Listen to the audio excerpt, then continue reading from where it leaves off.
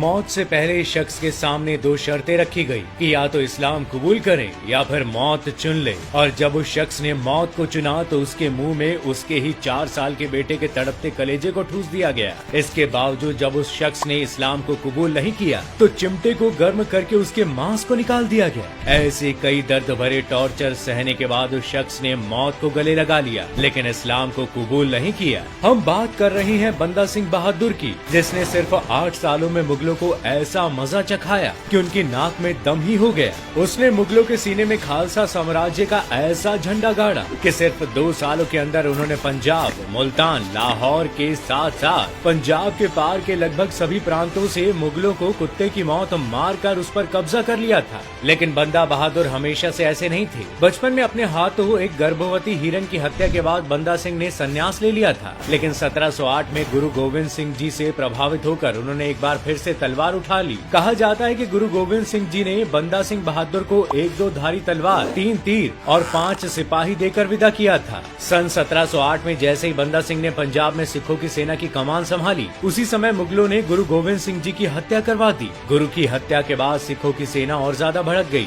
जिसके बाद उन्होंने बंदा सिंह की अगुवाई में समाना पर हमला करके खजाने को लूट लिया। 1709 में ही कुछ टाइम बाद सिखों ने मुगलों के घर यानी कि दिल्ली में न सिर्फ हमला किया बल्कि उसे जीत भी लिया। ये अब तक के सिख इतिहास में पहली बार था जब कोई सिर्फ मुट्ठी भर सेना की मदद से लाखों की मुगल सेना को उन्हीं के घर में घुसकर हराया हो। दिल्ली को फतह करते ही सिखों का हौसला आसमान से भी ऊंचा हो गया था। अब सिख लगातार एक के बाद एक मुगलों के खिलाफ युद्ध जीतते जा रहे थे। इसे जीत के सिलसिले में सिख सेना ने 1710 में सरहिंद पर हमला करके उसके गवर्नर को मार दिया। आज तक मुगलों के किसी भी युद्ध में कोई गवर्नर नहीं मारा गया था, इसलिए इस युद्ध के बाद बंदा सिंह के नाम में 4 चांद लग गए थे। इतिहासकार बताते हैं कि बंदा सिंह ने उस गवर्नर को इसलिए मारा था क्योंकि गुरु गोविंद सिंह की हत्या में उसका हाथ था। इस जीत में सिख इतने ज्यादा खुश थे कि उन्होंने इसकी खुशी मनाने के लिए सरहिंद के पास एक फतेह बुर्ज नाम का एक मीनार बनाया, जिसे आप आज भी देख सकते हैं। सिखों की ये जीत इतनी बड़ी थी कि 1711 तक आते आते सिखों ने सहारनपुर, मुजफ्फरनगर जैसे मुगलों के और भी किलों पर कब्जा करके सिखों का परचम लहराया और पहली बार गुरु गोविंद सिंह के नाम के सिक्के चलवाए।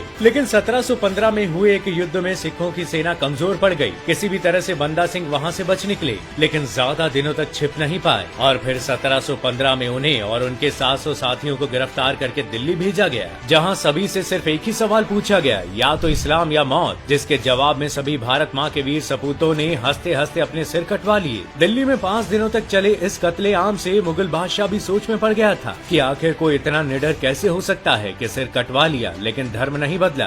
दोस्तों, आपको क्या लगता है कि कुछ मुगल सच में महान थे या ये सब बस हमें भटकाने के लिए लिखवाया गया है? हमें कमेंट करके जरूर बताइएगा।